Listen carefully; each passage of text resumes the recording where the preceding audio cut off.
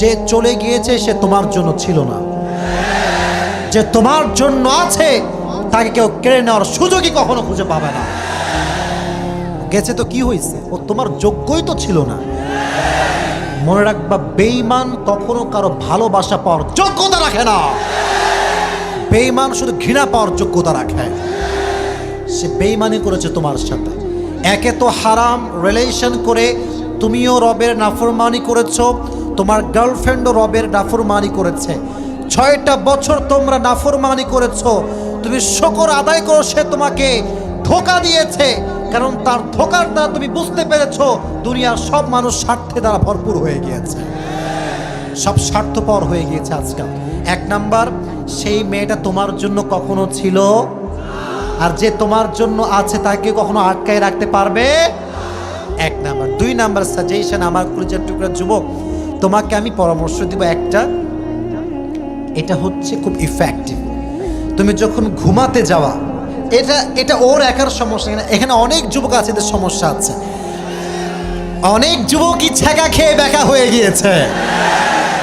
তুমি যখন ঘুমাতে যাবা, এইদিকে তাকান, এইদিকে তাকান, কোরআনটা পড়তে পড়তে ঘুমাবেন। যখন বেশি কষ্ট লাগবে কোরআনটা বুকের সঙ্গে জড়িয়ে ধরবেন। যখন কোরআনটা আপনার বুকে আছে, খোদার কসম, ওয়াল্লাহি বিল্লাহি তাল্লাহি, রবের কোরআনকে যে জড়িয়ে ধরেছে তার কলিজাটা ঠান্ডা হয়ে গিয়েছে। সুবহানাল্লাহ পড়েন।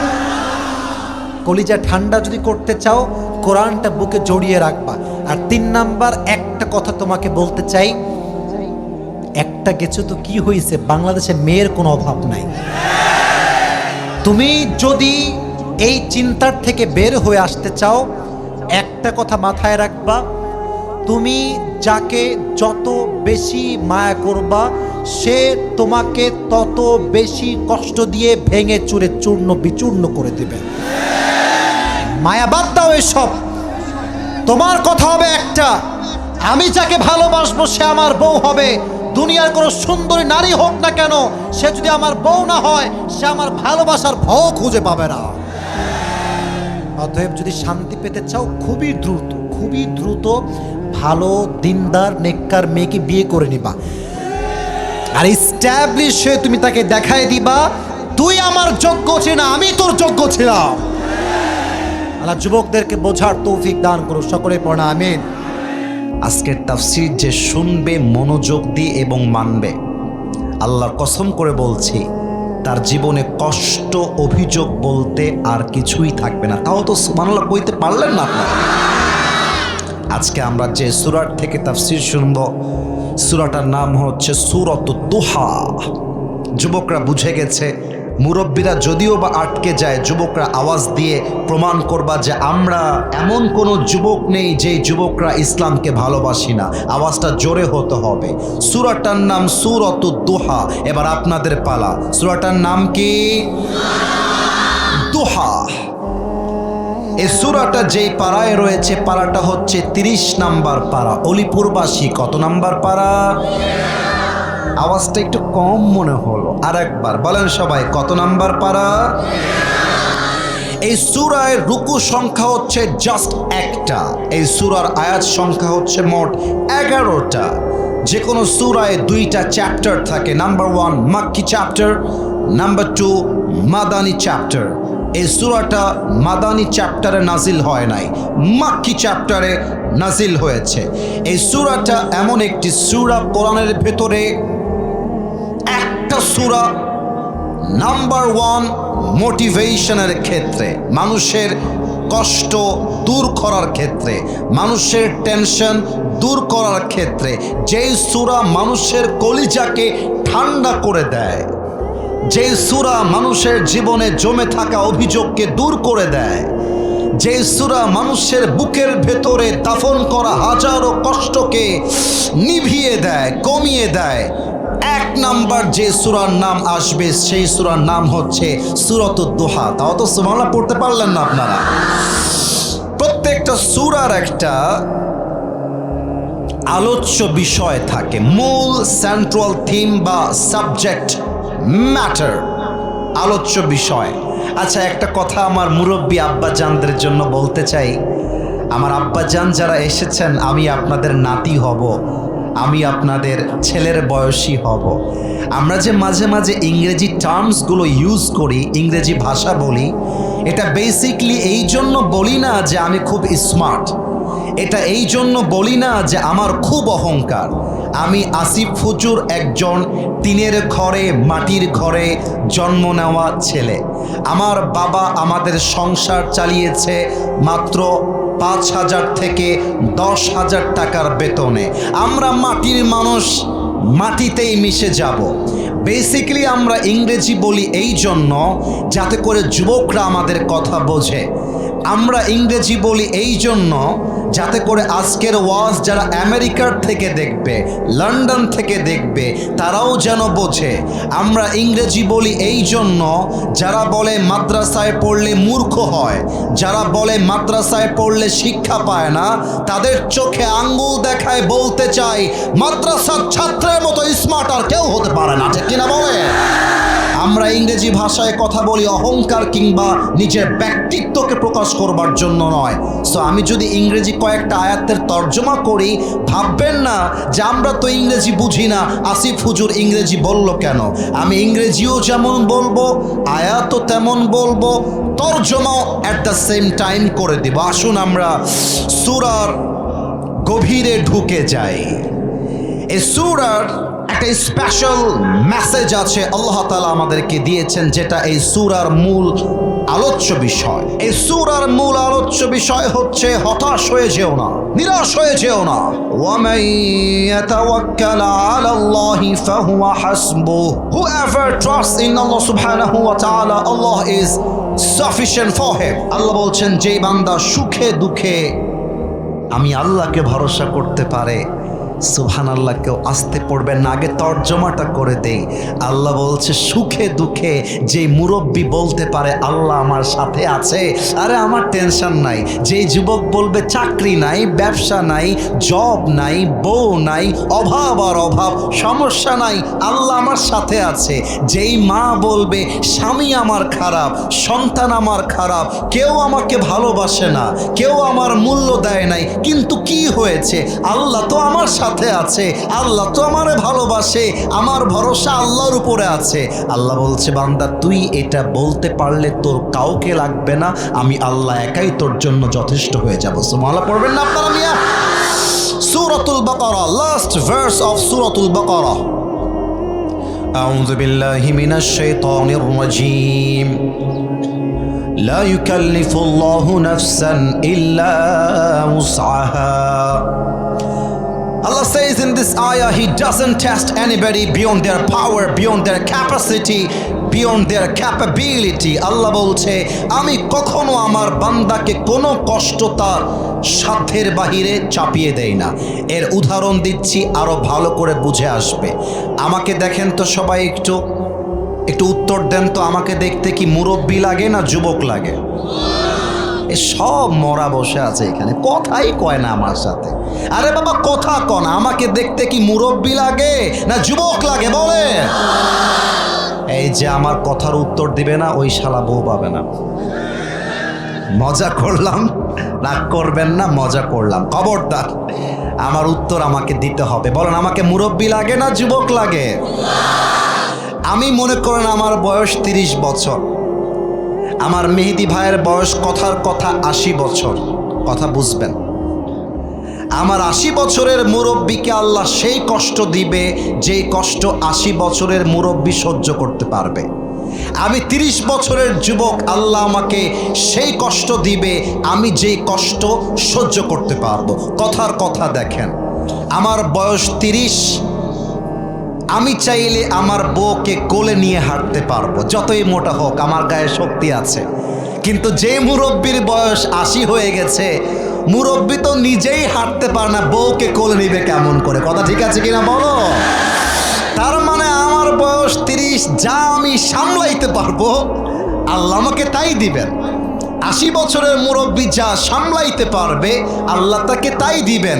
তার মানে কি, আরে বেটা আমার কষ্ট সহ্য করবার ক্ষমতা আছে, আমার বুকের পাটা আছে, তাই আল্লাহ আমাকে দিয়েছে।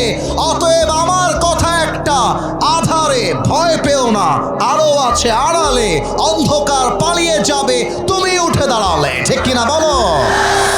3 নম্বর আয়াত, قل لن يصيبنا إلا ما كتب الله لنا। 10 নম্বর পারা, সূরাতুত তাওবা 54 নম্বর ভার্স, 54 নম্বর আয়াত। এই কথাটা আপনার জীবনের অনেক কষ্টকে দূর করে দিবে। জাস্ট তর্জমাটা একটু বুঝবেন, দ্যাটস এনাফ, আর কিছু লাগে না, তর্জমাটা বুঝবেন। আল্লাহ বলছেন, আমি আমার বান্দার কপালে যা লিখে রেখেছি তা কখনো হারিয়ে যাবে না, আর আমি আমার বান্দার কপালে যা লিখে রাখি নাই তা কখনো আসবে না। কপালে আছে আসবে, কপালে নাই আসবে না। এখানে অনেক যুবক আছে যারা ছ্যাঁকা খেয়ে বেকা হয়ে গেছে। এখানে অনেক যুবক আছে যেই যুবককে একটা মেয়ে ছেড়ে যাওয়ার জন্য গাঞ্জাখোর হয়ে গিয়েছে। বলো, আরে বেটা স্পষ্ট ভাষায় বলবা, যেই মেয়ে আমার কপালে লেখা নাই তার জন্য আমার ক্যারিয়ার নষ্ট করবা কোনো প্রশ্ন আমার জীবনে নাই। যুবক ভাইরা বলো, আরে যেই মেয়ে আমার কপালে লেখা আছে আসবে, যেই মেয়ে আমাকে ছেড়ে গেছে তাকে নিয়ে ভেবে ভেবে আমার ক্যারিয়ার নষ্ট করব, no no no no no. আরে তোমার মতো সকিনা জরিনা ছাড়লে আই ডোন্ট কেয়ার।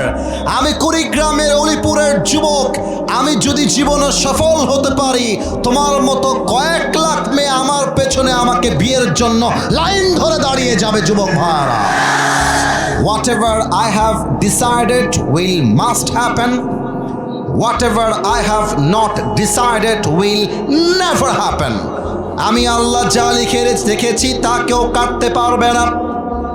আমি আল্লাহ যা লিখে রাখি নাই পুরো দুনিয়া মিলেও তা দিতে পারবে না। আমাদের কপালে কি হবে, কি হতে পারে, এই তাকদীরের সব সিদ্ধান্ত নিয়ে রেখেছে একজন, তিনি কে? আসুন আমরা আয়াত ভিত্তিক তাফসীরে ঢুকে যাই। আউযু বিল্লাহি মিনাশ শাইতানির রাজীম। এই যে সোনামণি, নতুন নতুন নতুন, না না বসাই দেন, না না না না, ধরেন ধরেন, ধরেন না ভাই, এই যে ভাই, ও ভাই কই যান ভাই? না 1 নাম্বার কেন রে ভাই? মিয়া যুবক মানুষ 1 নাম্বার লাগলে 1 ঘন্টা কেন 10 ঘন্টা চাপায় রাখা যায়, ঠিক কিনা বলেন? কেউ যদি এরপরে একজন হলে উঠে যায়, ওর লুঙ্গিটা টান দিয়ে ধরে বসায় দেওয়া লাগবে, খবরদার, তবে লুঙ্গি যেন খুলে না যায়। আসুন আমরা আয়াত ভিত্তিক তাফসীর শুরু করি। আউযু বিল্লাহি মিনাশ শাইতানির রাজীম। ওয়াদ-দুহা ওয়াল-লাইলি ইযা সাজা মা ওয়াদ্দাআকা রাব্বুকা ওয়া মা ক্বালা। আল্লাহ বলছেন, দিনের প্রভাতের কসম এবং রাতের কসম, রাতটা যখন হয় নিঝুম আর নিস্তব্ধ। এই কথা বলার পেছনে আল্লাহর এক বিশেষ কারণ আছে। আল্লাহ রসুলের কাছে ওহী আসতো, কোরআনের ওহী জিবরাইল আলাইহিস সালাম আল্লাহর পক্ষ থেকে নিয়ে আসতেন। সাডেনলি ওহী আসা বন্ধ হয়ে গেল, রেভেলেশন তথা আল্লাহর ওহী আসা পৃথিবীতে বন্ধ হয়ে গেল। 1 দিন যায়, 2 দিন যায়, 3 দিন যায়, ওহী আসে না। কাফেররা বলতে শুরু করলো, মুহাম্মদ, আমি বলার পরে নাউজুবিল্লাহ মুরব্বী যুবক ভাইরা আসতে বলবেন না, আমি আগে বলে দেই। কাফেররা বলতে শুরু করলো, মুহাম্মদ তোর রব তো তোরে ভুলে গেছে। এত আস্তে নাউজুবিল্লাহ বললেন, আর একবার পড়েন নাউজুবিল্লাহ। তোর রব তোকে ভুলে গেছে মুহাম্মদ। তোর রব যদি তোকে নাই ভুলতো তাহলে ওহী আসে না কেন? আগের মতো জিব্রাইল এসে আয়াত আর নাজিল করে না কেন? নতুন কোনো বিধান আসে না কেন? একদিন বলেছে নবীর গায়ে লাগে নাই, আর একদিন বলেছে গায়ে লাগে নাই। প্রতিদিন যখন ওহীটা মিস হওয়া শুরু করেছে, the prophet started to miss the revelation. নবীজি ওহীকে মিস করা শুরু করলেন, ওহী আসে না কেন? নবীজি চিন্তায় পড়ে গেলেন, আল্লাহ কি আমার উপরে নারাজ হয়ে গেল নাকি? আল্লাহ কি আমার কাছে কষ্ট পেয়ে গেল নাকি আমার উপরে ওহী নাজিল হয় না কেন? ইভেন কাফেররা বলতে শুরু করলো, মুহাম্মদ তো রবও ভুয়া, তুইও ভুয়া। বলেন সবাই নাউজুবিল্লাহ। নবীজি একদিন ঝাপটি মেরে চুপচাপ বসে আছেন। আমার দুই হাতটা একটু খেয়াল করেন, দুইটা হাত নবীজি এভাবে বেঁধে দিয়ে মাথাটা, দ্য হেড ওয়াজ ডাউন, মাথাটা নিচের দিকে দিয়ে নবীজি ভাবতেছেন, আহা, have I made any mistake? আমি কি কোনো ভুল করলাম নাকি? ওহী আসে না কেন? আয়াত নাজিল হয় না কেন? আমি কি ভুল করলাম নাকি? আমি কি আসলে কোনো অন্যায় করলাম নাকি? আল্লাহ কি আমাকে ভুলে গেল নাকি? আল্লাহ সঙ্গে সঙ্গে আয়াত নাজিল করলেন, ওয়াদ্দুহা ওয়াল্লাইলি ইযা সাজা। ইসরে কি সুন্দর তার ব্যাখ্যা! আমি যখন তাফসীরগুলো পড়ি আমার কলিজাটা, আত্মাটা জুড়ায় যায় যে আল্লাহর কথা, তার ধাঁচ, তার ফ্লো, তার বলার যে মহিমা, যে ধরন, যে স্টাইল, যে quality, what an amazing quality. আচ্ছা, এখন আপনারা আমাকে উত্তর দেন, আপনারাই উত্তর পেয়ে যাবেন। এখন কি রাত না দিন? না, এরা কথা কয় না, আমার সাথে কথা বলতে হবে। এখন কি রাত না দিন? মাগরিব পরে যা আসবে ওইটা কি দিন হবে না রাত হবে? আবার রাতের পরে আগামীকাল ফজরের পরে যা আসবে ওটা কি রাত হবে না দিন হবে? আপনি যদি সারা দিন কাজ করে গিয়ে রাতের বেলা ঘুমাইতে না পারেন, আগামীকাল কাজ কিন্তু আপনি করতে পারবেন না। দিনের বেলা কাজ করবেন, রাতের বেলায় আরাম করবেন, দ্যাট ইজ দ্য রুল। এটাই হচ্ছে নিয়ম।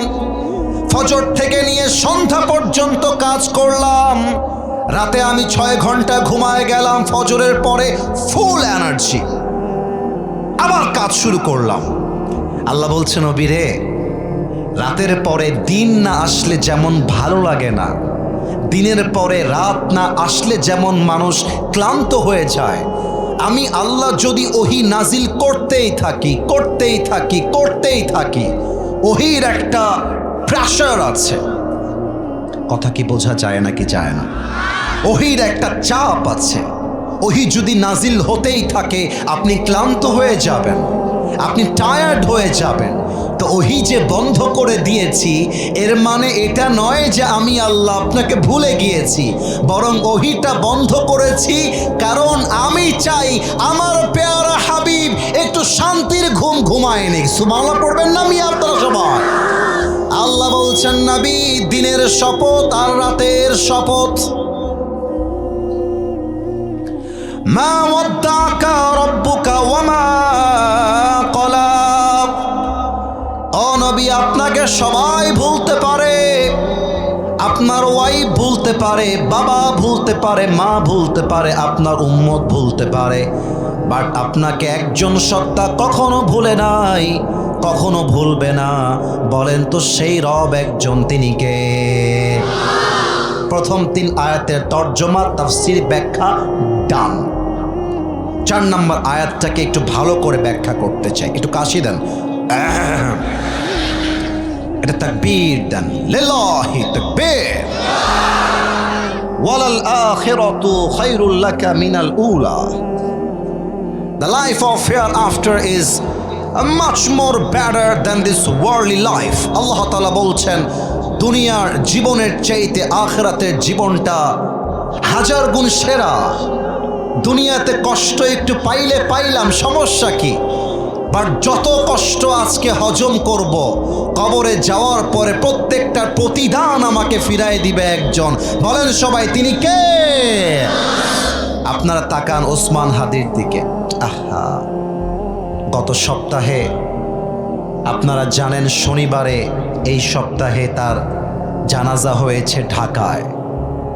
হাজার হাজার লাখো মানুষের ঢল নেমেছে। এই শনিবারের আগের শুক্রবার ওসমান হাদি নির্বাচনের প্রচার করবার জন্য মসজিদে নামাজ পড়ে, জুমার নামাজ পড়ে বের হয়েছিল, কিন্তু সে জানতো না যে আজকের শুক্রবারে আমি বাংলাদেশে জীবিত আছি, কিন্তু আগামী শুক্রবার আমাকে বাংলাদেশে লাশ হয়ে ফেরত হতে হবে, এটা সে জানতো না। কিন্তু আমার বিশ্বাস কি জানেন, এখানে অনেক রাজনৈতিক নেতৃবৃন্দ আছেন, হতে পারে বিএনপি, জাতীয়তাবাদী দল, জামাত ইসলাম, হতে পারে Charmonai. I salute everyone, I respect everyone from my heart. আমি আসিফ হুজুর কোনো মারামারির লোক নই। আমার কথা আগামীর বাংলাদেশ বিভেদের নয়, আগামীর বাংলাদেশ হবে ঐক্যতার বাংলাদেশ। ওসমান হাদিকে যারা খুন করেছে গুলি করে, আমরা জানতে পেরেছি নিউজের মাধ্যমে সে নাকি বর্ডার ক্রস করে ভারতে পালিয়ে গিয়েছে। কুড়িগ্রাম দিনাজপুর থেকে ভারতের বর্ডার ভেরি নিয়ার, খুবই কাছে। আমার কথা, ভারত যদি আমাদের বন্ধু হয়েই থাকে, আমাদের আবদার বাংলাদেশের সরকারের কাছে, বঙ্গবন্ধুর খুনিকে যদি ভারত থেকে ধরে এনে বাংলাদেশে বিচার করা যায়, তাহলে ওসমান হাদির খুনিকে ধরে এনে ঢাকার জাতীয় বাইতুল মুকাররম মসজিদের সামনে ওরা যেমন ওসমান হাদির মাথায় গুলি করে হত্যা করেছে, ওদেরকেও মাথায় গুলি করে হত্যার রায় পাশ করতে হবে। হাত তুলে বলো সবাই, ঠিক কিনা? আমরা চাই প্রত্যেকটা হত্যার বিচার এই বাংলার মাটিতে হবে। তো আমরা অনেকে হতাশ হয়ে গেলাম, আহা, এটাই কি দুনিয়ার জীবন যে আসলাম, মরে গেলাম, মেরে ফেললো? এটাই কি দুনিয়ার জীবন? আল্লাহ বলছে, বান্দা টেনশন করিস না।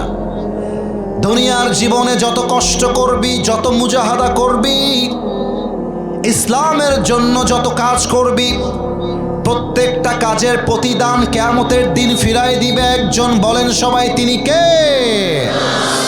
আমি আপনাদের রংপুর বিভাগে মাঝে মাঝে আসি। রংপুরের হাইওয়ে কিন্তু মাশাআল্লাহ, এই না, ওদিকে না, এদিকে। এত নড়াচড়া কিসের জন্য? এই যে আবার গল্প করে, এই ছেলে,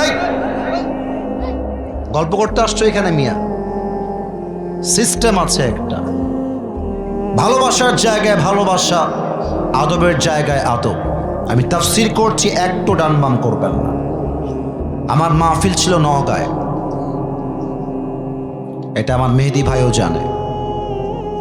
মাহফিল থেকে যাওয়ার সময় বলেছিলাম যে রাস্তায় একটা, আপনারা বুঝবেন, মুরব্বীরা একটু আমার ডান হাত দেখেন, এই বিশ্ব রোডে যাওয়ার সময় দেখবেন ওই যে উঁচা উঁচা স্পিড ব্রেকার থাকে না, স্পিড ব্রেকার, ওই যে উঁচা উঁচা, যেন কেউ গাড়িটা জোরে চালাইতে না পারে, ব্রেক করতে হয়। তো গাড়ি আমাদের রাত বাজে 2টা বা 1:30, ওই স্পিড ব্রেকারটা আমি আবার আমাদের ড্রাইভার খেয়াল করে নাই। আমার এখনো মনে আছে, এই কয়েকদিন আগের কথা, ড্রাইভার যখন ব্রেক করেছে গাড়িটা উঁচুতে উঠে গেছে, এক লাফ দিয়ে উঁচুতে উড়ে তারপরে গিয়ে মাটিতে পড়েছে। যখন গাড়িটা উঁচুতে ছিল, আমি সাথে সাথেই পড়ে নিয়েছি লা ইলাহা ইল্লাল্লাহ মুহাম্মাদুর রাসূলুল্লাহ। মনে হয়েছিল এটাই আমার শেষ যাত্রা।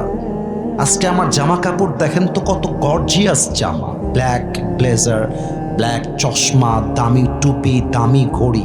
কিন্তু আমি যদি কুড়িগ্রাম থেকে যাওয়ার সময় রংপুর রোডে একটা ট্রাক এসে ধাক্কা দেয়, বাস, আমার রুহুটা বের হওয়ার সাথে সাথে আমার দেহের দামি জামাগুলো খুলে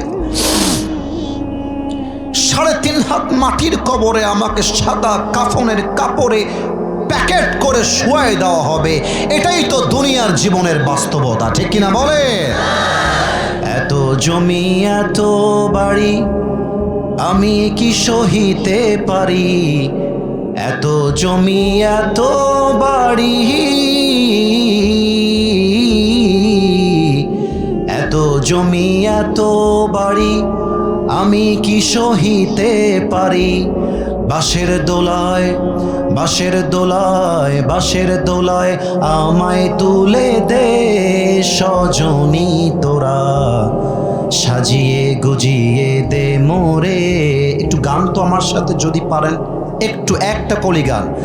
সাজিয়ে গুজিয়ে দে মোরে সজনী তোরা, সাজিয়ে গুজিয়ে দে মোরে, ঠিক কিনা বলেন? বড়ই পাতার গরম জলে শুয়াইয়া মশারির তলে, বড়ই পাতার গরম জলে হে পাতার গরম জলে শুয়াইয়া মশারির তলে বাঁশের দোলায় বাঁশের দোলায় বাঁশের দোলায় আমায় তুলে দে সজনী তোরা সাজিয়ে গুজিয়ে দে মোরে ঠিক কিনা বলে আল্লাহ রাব্বুল আলামিন বলছেন ওয়ালাল আখিরাতু খায়রুল লাকা মিনাল উলা এই দুনিয়ার জীবনটা আসল জীবন নয়, পরকালের জীবনটা হলো আসল জীবন। দুনিয়ার পাওয়া আর না পাওয়া দিয়ে হিসাব কষতে যেও না। আমার তো মনে হয় আমার সামনে যারা বসে আছে, আমি সহ আমরা সবাই যারা বসে আছি, আমরা কোনো বড়লোক ঘরের ব্রয়লার মুরগি নই, আমরা সবাই মধ্যবিত্ত পরিবারের সন্তান। আমার একটা ওয়াজে বলেছিলাম মধ্যবিত্ত পরিবারের সন্তান মানেই একটা ব্র্যান্ড। আমাদেরকে সাইকেল দিবেন চলবে, বাইক দিবেন চলবে, কিছুই দিবেন না, হেঁটে হেঁটে আসতে বলবেন তাও আমাদের চলবে, ঠিক না বলো? আমাদেরকে ইট দিবেন ঘুমায় যাব, বালিশ দিবেন ঘুমায় যাব, কিছুই দিবেন না, ফ্লোরে আমরা ঘুমায় যাব। ডাল দিবেন, ভাত দিবেন খাবো, আলু ভর্তা দিবেন খাবো, কিছুই দিবেন না, এক গ্লাস পানি দিবেন, পান্তা ভাত দিবেন, একটা মরিচ দিবেন, আমরা খেয়ে সাবার করে দিব, ঠিক না? এবার বলেন তো আমার নবীজির পুত্র সন্তান কি দুনিয়াতে কেউ বেঁচে ছিল? ভয় পাচ্ছেন আপনার? ভয় নাই, আমি আপনাদের ভাই। কোনো ছেলের সন্তান, যুবকরা উত্তর দিবা, নবীর কোনো ছেলের সন্তান দুনিয়াতে বেঁচে ছিল? সেকেন্ড প্রশ্ন, মুরব্বী আপনারা ভয় পাবেন না, উত্তর দিবেন, সিংহ গর্জন দিয়ে উত্তর দিবেন। আমার নবীজির সবচেয়ে কলিজার টুকরা একজন মেয়ে ছিল, খুব নবীজি ভালোবাসতেন। মেয়েটার নাম কি ছিল? এই যে আমার আব্বাজানরা বলে ফেলেছে, আর একবার আওয়াজ দিয়ে শুনতে চাই, কি নাম ছিল? রাদিয়াল্লাহু তাআলা আনহা। দ্বিতীয় প্রশ্ন, ফাতেমার স্বামীর নাম কি ছিল? এ ভয় কেন পান? বলেন, ফাতেমার স্বামীর নাম কি ছিল মিয়া? এবার বলুন তো, ফাতেমার গর্ভে দুইজন জান্নাতের সর্দার এসেছিল, এক হাসান, দুই রাদিয়াল্লাহু তাআলা আনহুমা। দেখেন, দুনিয়ার জীবন যে আসল নয়, আখিরাতি সব, তার একটা মারাত্মক ঘটনা আপনাদেরকে শুনিয়ে যাই। আবার কবে দেখা হবে আল্লাহ ছাড়া কেউ জানে না। ফাতেমা এবং আলীর ঘরে 3 দিন যাবৎ চাল নাই, ডাল নাই, ভাত নাই, কিছু নাই। আলী বলছে, ফাতেমা কি করা যায়? আমি না হয় ক্ষুধা সহ্য করলাম, আমার সন্তান তো পারবে না, হাসান তো পারবে না, হুসাইন তো পারবে না, কি করা যায়? ফাতেমা রাদিয়াল্লাহু তাআলা আনহা বলছে, ফাতেমা বলছে, স্বামী আপনি যা বলবেন তাই হবে, আপনি কি বলবেন আমাকে বলেন। দেখেন ফাতেমা স্বামীর কথা কেমন করে শোনে। আর আজকালকার মেয়েরা হচ্ছে ঘাড় তেরা। স্বামী যদি কয় ডান দিকে যাও, মেয়ে যায় বাম দিকে। স্বামী যদি বলে বাম দিকে যাও, ও যায় ডান দিকে। স্বামী বলে পর্দা করে চলো, বউটা টিকটকে নেচে বেড়ায়। যুবক ভাড়া বলো। ফাতেমা বলছে, স্বামী আপনি ইয়েস বললে ইয়েস, আপনি নো বললে নো। স্বামী বলছে, আলী বলছে, ফাতেমা আমার একটা প্ল্যান আছে, বুদ্ধি আছে। কি বুদ্ধি বলেন? বলছে, তুমি তোমার বাবার ঘরে যাও, নবীর কাছে যাও, নবীর কাছে গিয়ে বলো, ইয়া রাসূলুল্লাহ আতিনি শাইআন। ও আমার আব্বা জান, ও আমার নবী, 3 দিন যাবত আমরা না খাওয়া, ঘরের মধ্যে চাল ডাল ভাত কিছুই নাই। ও আব্বা জান, আপনি যদি কিছু খাবার দেন আমি খাবো, আলী খাবে, আমার 2 সন্তান, আপনার নাতিরা খাবে। ফাতেমা বলছে, ওকে, যা বলবেন তাই হবে। আপ জैसे जैसे बोलेंगे मैं वैसा ही करूंगी। যা বলবেন তাই হবে। ফাতেমা বাড়ির থেকে বের হয়ে গেছে। আমি একটু মাইকটা হটাচ্ছি, খেয়াল রাখবেন আমার চেহারার দিকে, আমার হাতের দিকে। হাদিসটা প্র্যাকটিক্যালি বোঝাবো। এটা হচ্ছে নবীজির ঘর, এইটা হচ্ছে গেট তথা বাসার দরজা। ফাতেমা এসে জাস্ট দরজায় টক টক করছে। নবীজি আওয়াজ শুনে বুঝে গেছে আমার কলিজার টুকরা ফাতেমা আমার বাসায় এসেছে। তাও তো সুবহানাল্লাহ পড়লেন না আপনারা সবাই? আচ্ছা, এবার দেখেন, নবীজি নিজে গিয়ে গেটটা খুলে দিয়েছেন। ফাতেমা আগে সালাম দিবে তা তো দূরের কথা, গেটটা খুলে নবীজি তার মেয়েকে আগ বাড়িয়ে সালাম দিয়েছে। তাও সুবহানাল্লাহ পড়বেন না আপনারা? এবার নবীজি ফাতেমার ডান হাত ধরে আস্তে আস্তে আস্তে আস্তে খাটের কাছে নিয়ে আসছে, বলছে আম্মা জান তুমি বসো।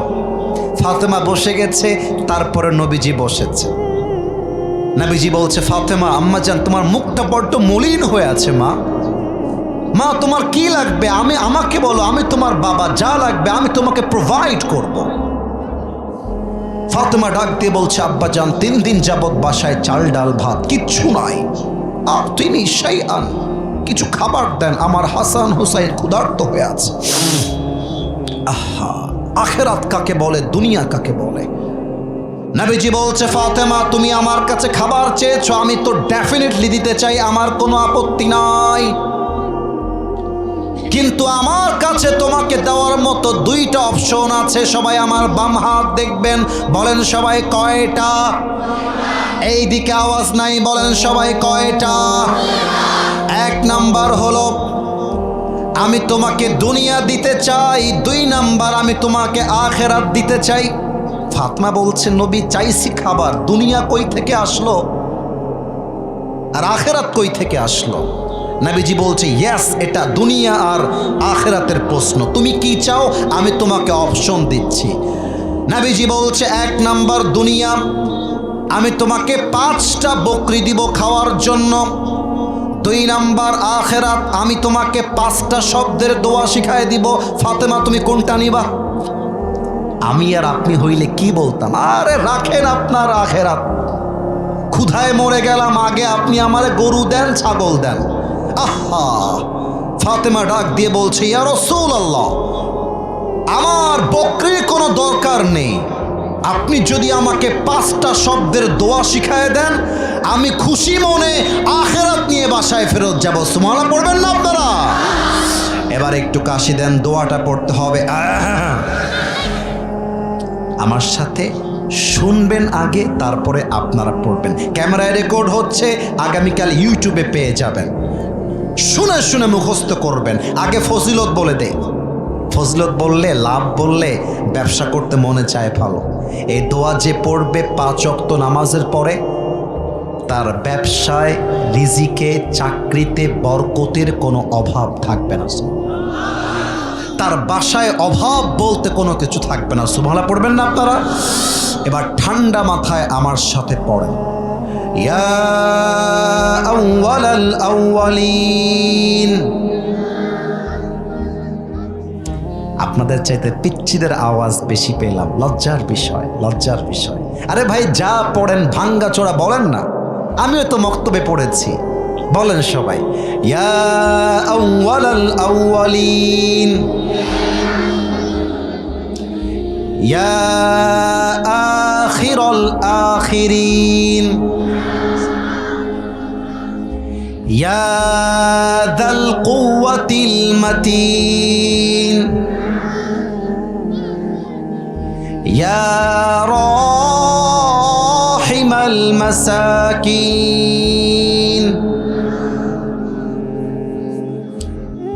4টা শব্দ পড়তে গিয়ে আপনাদের জীবন হালুয়া হালুয়া হয়ে গেছে, কিন্তু সর্বশেষটা খুবই সহজ। 5 নাম্বার শব্দ, এটা কেউ যেন আসতে না পড়ে, অনেক সহজ। পড়েন আমার সাথে, ইয়া আরহামার রাহিমিন। ফাতেমা 5টা দোয়া শিখে বাসায় ফিরে আসছে। আলী অপেক্ষা করছে খাবার আসবে কখন। দেখছে ফাতেমা দূর থেকে হেঁটে হেঁটে আসছে। 2 hands are empty, 2 হাতি খাল, 2 হাতি একদম খালি, কিচ্ছু নাই, খাবার দাবার কিছু নাই। তো আলী খেপে গেছে, এদিকে তাকাও, আমার দিকে তাকাও। আলী বলছে ইয়া ফাতেমা আইনা তুআম, কি ব্যাপার, খাবার কোথায়? আইনা তুআম, ওয়্যার ইজ দ্য ফুড, খাবার কোথায়? তোমার হাত তো খালি। ফাতেমা বলছে ভালো করে তাকায় দেখো, আমার হাত ভর্তি আছে। বলছে হাউ কাম ইট পসিবল, তোমার হাত তো খালি দেখা যায়। ফাতেমা ডাক দিয়ে বলছে তাহাবতুলিদ দুনিয়া ওয়া জিতু বিল আখিরা, আমি আমার নবীর কাছে দুনিয়া চাওয়ার জন্য গিয়েছিলাম, আমার নবী আমাকে দুনিয়া দেয় নাই, 2 হাত ভর্তি আখিরাত দিয়ে বাসায় পাঠিয়ে দিয়েছে। সুবহানাল্লাহ পড়বেন না আপনারা? এবার আলী বলছে এই সব বলে লাভ নাই, এবার আমি যাব আমার শ্বশুরের কাছে। এখানে জামাই আছে, কে কে একটু হাত তোলেন। বউ আছে, জামাই মানুষ, হাত তোলেন। বউ আছে, আরে বউ যারা আছে তারা হাত তোলেন। বউ আছে কার কার? আচ্ছা, হাত নামান। অনেক জামাই আছে দেখবেন শ্বশুরের কাছে যৌতুক চায় একটা কৌশলে। এই যে আমার আব্বাজানরা হাসতেছে, হাসবেন না, কথা বুঝবেন। বলবে একটা বাইক দিলে আমাকে কি হবে, বাইকটা কি আমি একা চালাবো? আপনার মেয়ে তো বাইকে চড়বে। একটা ফ্রিজ দিলে কি হবে, খাবারটা কে রাখবে? আপনার মেয়েই তো রাখবে। একটা খাট দিলে কি হবে, আমি একাই শুবো? আপনার মেয়েই তো শুবে। এইরকম জামাই হচ্ছে উপরে ফিটফাট, ভেতরে পুরোটাই সদর খাট, ঠিক কিনা বলো? আর অনেক মেয়ে দেখলাম ওইখান থেকে আমাকে দেখার জন্য এমনে সম্মানের সঙ্গে বলছি লাফাইতেছে দেখার জন্য, ওই রাস্তা থেকে দেখে আসতেছি। আমার প্রিয় বোন, আমি আপনাকে স্যালিউট জানাই, সম্মান জানাই। সামান্য দুনিয়ার জীবনের জন্য যখন বিয়ে করতে যাবেন, টাকাওয়ালাকে নয় চরিত্রবানকে আপনার বিয়ে করতে হবে। বলেন? আচ্ছা, আমার মুখে যে দাড়িটা দেখা যায়, এই যে দাড়ি, বল এটার নাম কি? আমাকে দাড়ি থেকে আনস্মার্ট লাগতেছে? কথা বলেন না কেন? আনস্মার্ট লাগতেছে? দাড়িতে আমাকে খ্যাত লাগতেছে দেখতে। অনেক মেয়ে দেখবা দাড়ি দেখলে গায়ের মধ্যে চুলকানি শুরু হয়ে যায়। যেই মেয়েদের দাড়িওয়ালা পছন্দ হয় না, তাদের জন্য বিটিএস এর হিজড়া ছাড়া সেকেন্ড কোনো অপশন যুবক ভাইরা আমাদের কাছে নয়। দেখেন আলী কার ব্যক্তিত্ব, তার কত সুন্দর। আলী এবার নবীর কাছে আসছে জামাই হিসেবে। এই পিচ্ছে, হ্যাঁ বসো, একদম জায়গা মতো মুসলমানি দিয়ে রেখে দিব রে বেটা। এই আর মুসলমানি হয়নি লাভ দি, তোর বউ নাই, তুই যাস কোথায় রে? আরে যার বাড়িতে বউ নাই তার বাড়িতে কিছুই নাই যুবক ভাইরা, তাই না বলো? কি সাহস ওই বেটার, পিচ্ছি বেটা। জামাই আসছে শ্বশুরের কাছে, এবার আপনাদের পালা, আমি কিন্তু শেষের দিকে আছি, উত্তর দেন মুরব্বী যুবক। জামাই আসছে কার কাছে? আর একবার জামাই আসছে কার কাছে? শ্বশুর হলো আমার আপনার প্রিয় নবী মুহাম্মাদুর রাসূলুল্লাহ সাল্লাল্লাহু আলাইহি ওয়াসাল্লাম। আমি একটু অভিনয় করব, মাইক থেকে একটু পেছনে গেলাম, আওয়াজটা হালকা কম যাবে, একটু খেয়াল রাখবেন আমার দিকে। আলী রাদিয়াল্লাহু তাআলা আনহু নবীর সামনে এসে চুপচাপ মাথা নিচু করে দাঁড়িয়ে আছে। খাবার যে চায়, লজ্জায় শ্বশুরকে কেমনে বলবে, বলতে পারছে না, চুপচাপ দাঁড়িয়ে আছে। নবীজি কিন্তু জানে যে আলী কেন আমার কাছে এসেছে, তবুও নবীজি বলছে, আলী মা লাকা ইয়া আলী, হে আলী তোমার কি লাগবে আমাকে বলো, বলছো না কেন, দাঁড়িয়ে আছো কেন? আলী চুপচাপ দাঁড়িয়ে দাঁড়িয়ে শুনছে, কিচ্ছু বলছে না। ব্যক্তিত্ব কাকে বলে? একটু পর বাধ্য হয়ে বলছে, ইয়া রাসূলুল্লাহ আতিনি শাইআন, কিছু খাবার দেন, 3 দিন যাবত সবাই আমরা ক্ষুধার্ত, কিছু খাবার দেন।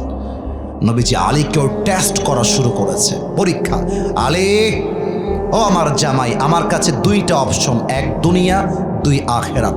আলী বলছে, খাবার চাইলাম আমি, দুনিয়া আখেরাত কই থেকে আসলো নবীজি? একটু বুঝায় বললে ভালো হয়। নবীজি বলছে, আলী আমার কাছে 5000 বকরি আছে, আর 5টা শব্দের দোয়া আছে, কোনটা নিবা তাই কও। আলী বলতেছে, হে নবী, আমার 5000 বকরির দরকার নাই, আপনি যদি আমাকে 5 শব্দের আখেরাতি দোয়া শিখায় দেন, এতেই আমি আলী খুশি হয়ে যাব। আলী 5টা শব্দের দোয়া শিখে বাসায় আসছে। ফাতেমা বলছে, কে এবার তোমার হাত খালি কেন? আমাকে তো খুব বকা দিলা, তোমার হাত খালি কেন? বলছে, ফাতেমা তুমি যেমন দুনিয়াকে বাদ দিয়ে আখেরাত নিয়ে আসছো, আমি তোমার জামাই, আমি আলী, আমিও দুনিয়াকে মাইনাস করে 2 হাত ভর্তি আখেরাত নিয়ে বাসায় আসছি। সুবহানাল্লাহ পড়বেন না আপনারা মিয়া? এবার 2 জন মিলে 5 শব্দের দোয়া পড়তে শুরু করে দিয়েছে। ইয়া আউয়ালাল আউয়ালিন, ইয়া আখিরাল আখিরিন, ইয়া যাল কুওয়াতিল মাতিন, ইয়া রাহিমাল মাসাকিন, ইয়া আরহামার রাহিমিন। হাদিসে আসছে 5 শব্দের দোয়ার বরকতে আল্লাহ ফাতেমা আলীর জীবনের সমস্ত অভাবকে দূর করে দিয়ে বরকত দিয়ে ঘরটাকে ভরপুর করে দিয়েছে। সুবহানাল্লাহ বলেন সবাই।